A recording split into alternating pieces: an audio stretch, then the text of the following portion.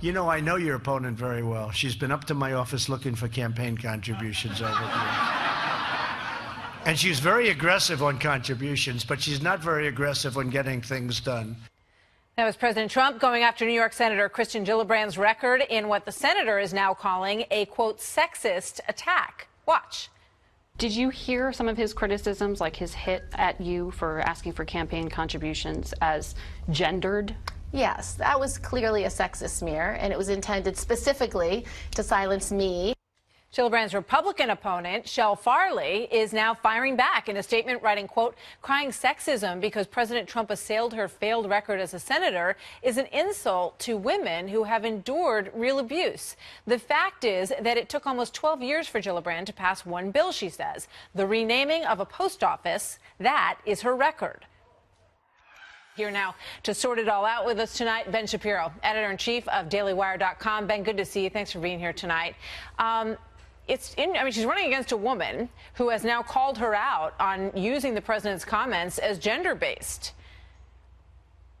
Everything is sexist. Everything in the world is sexist. Everything is sexist. Honestly, I'm looking for some sort of limiting principle to when the left will cry sexism, because legitimately, apparently, maybe it's something in the water in New York. I mean, if you ask somebody for a debate or a discussion, it's sexist. If you criticize their record, it's sexist.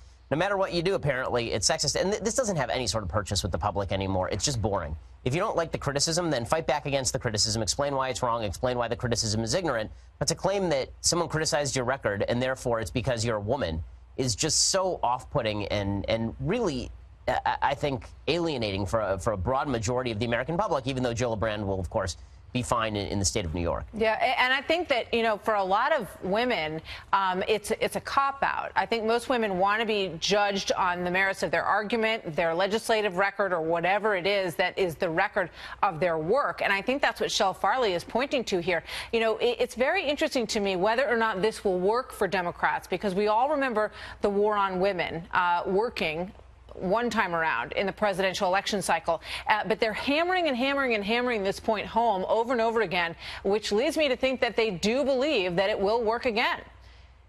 Yeah, I also think there's a difference between somebody declaring a war on women who isn't a woman, like Barack Obama, and Hillary Clinton suggesting that every attack on her is therefore an attack on all women. It's a lot more self-serving coming from a politician who is relying on charges of sexism in order to ingratiate herself or to avoid the ramifications of her own record than for somebody else to declare that there's some sort of broad war on women happening politically. I think that the 2012 campaign is very different from 2016 or 2018. Yeah, you know, there's an interesting big picture element to this that goes to the Me Too movement as well. And one of the things that Gillibrand has fought hard for is to basically eliminate due process on college campuses for men who are accused of sexual assault.